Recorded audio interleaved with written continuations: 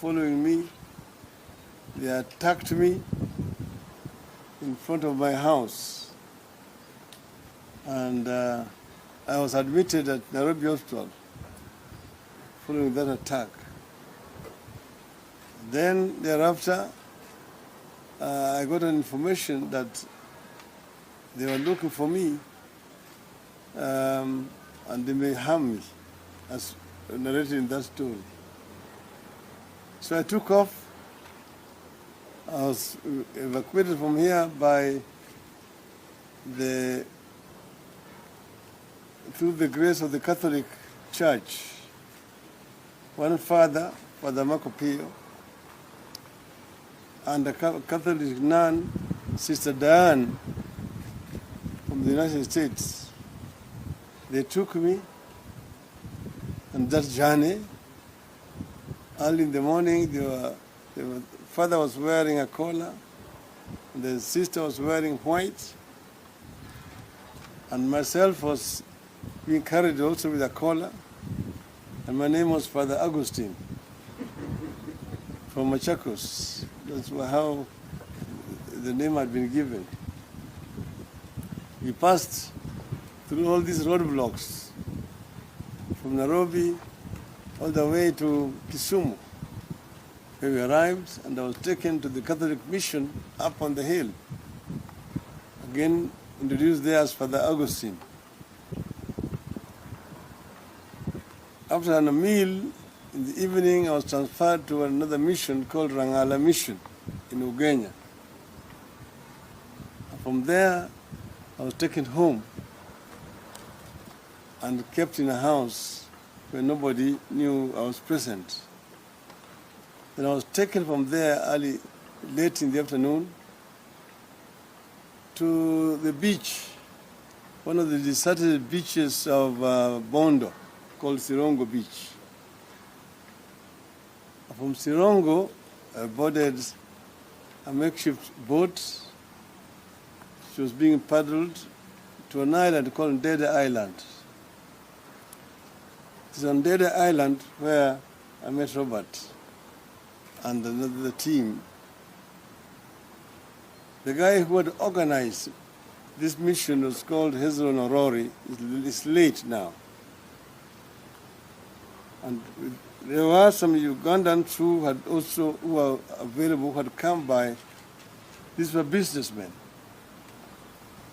They were bringing timber and so on to Kenya, and then going back with the manufactured products.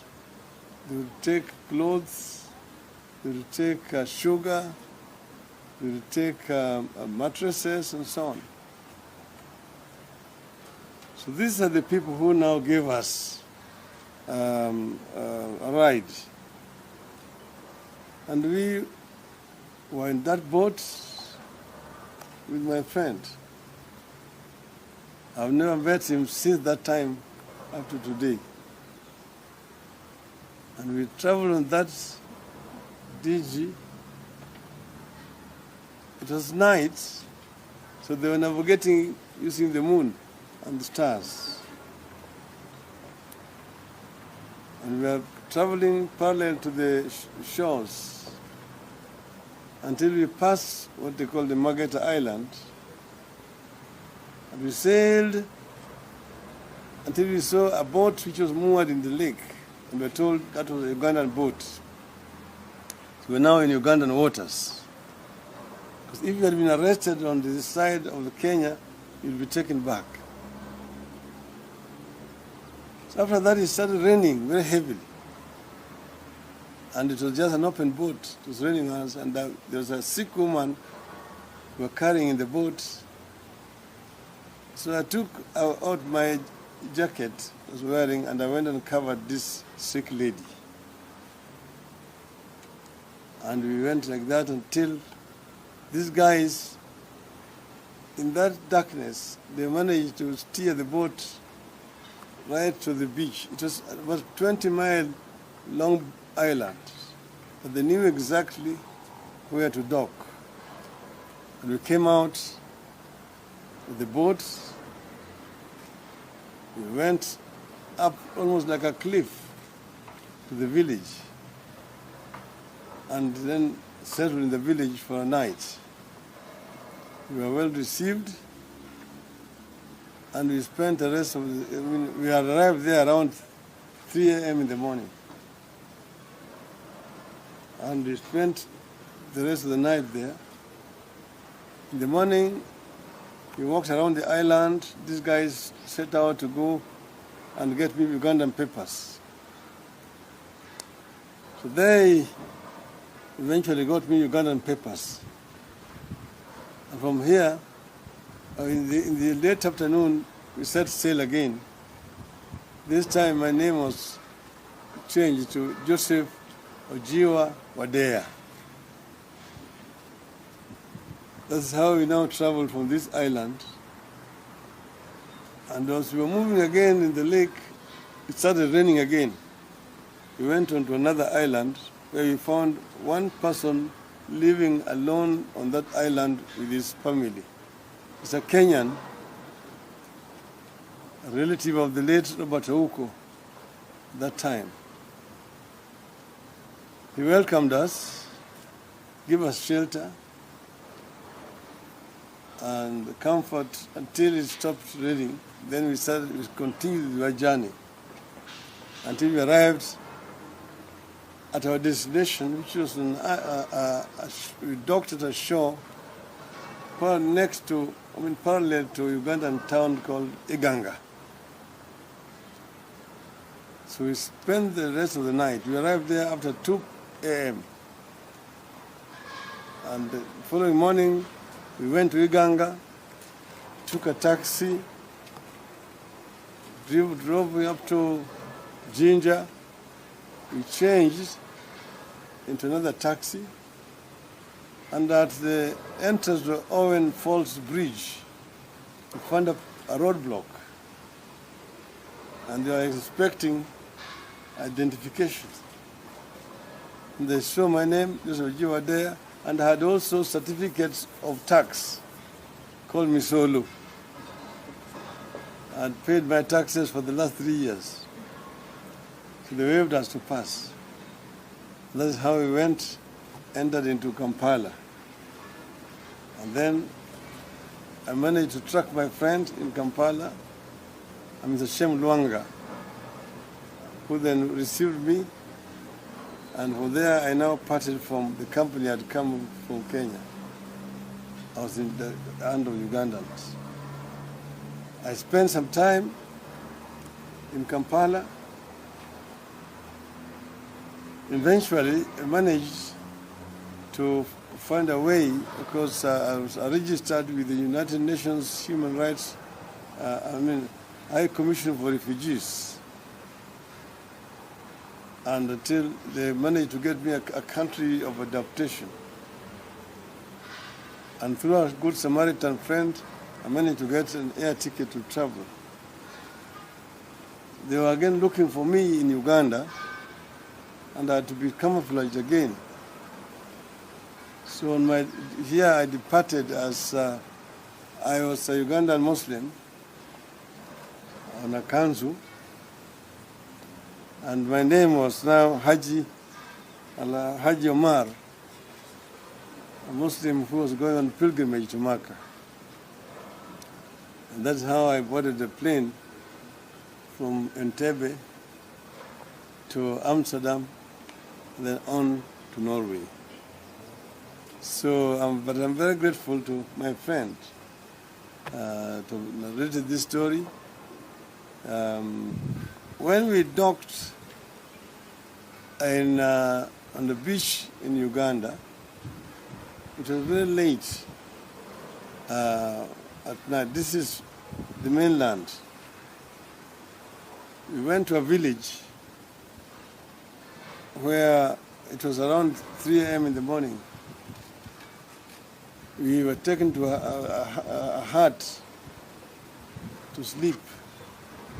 And there it was, there are a lot of mosquitoes. I've never been in a hut where there's so many mosquitoes. And they were big mosquitoes.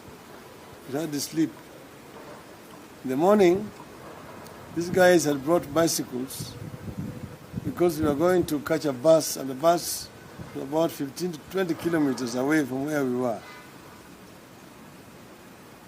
So I was supposed to be carried on a bicycle, but the place was hilly, so I put my suitcase on the carrier, and I spent most of the time running, as I just ran all that distance to where the bus was. When we arrived, we found that the bus itself had a puncture, and the puncture was being mended very kienyeji, the way we usually mend bicycle tires. They had removed the tube, pumped it, and then fixed the puncture. And then on we started driving in this bus. I was sitting in front next to the driver, and the radiator was not far away from me. It was heating. Each time they would have to pour water to cool it. In those days, Uganda was busy reconstructing the roads. And it had rained, and it was fairly muddy. So we reached a place where there was a lot of mud. There was a diversion through the bush, and the bus diverted, but in the process we got stuck in the mud. So we had to come out to push this bus for nearly 1 hour. We managed to get out of the mud, and then to now travel to Iganga. We arrived in Iganga, and that's where we found the taxi, which took us to Jinja, and then on Jinja on to Kampala. So I'm just narrating this story to complete what my friend had already said to the media there. But this is just a story about so many other stories that can be told by the people who have participated in the struggle for change in this country. This journey has been long and has been fraught with a lot of difficulties. When I arrived in Norway, I was adopted there. Eventually, I was given an office by NORAD, and I opened up now Ford external office.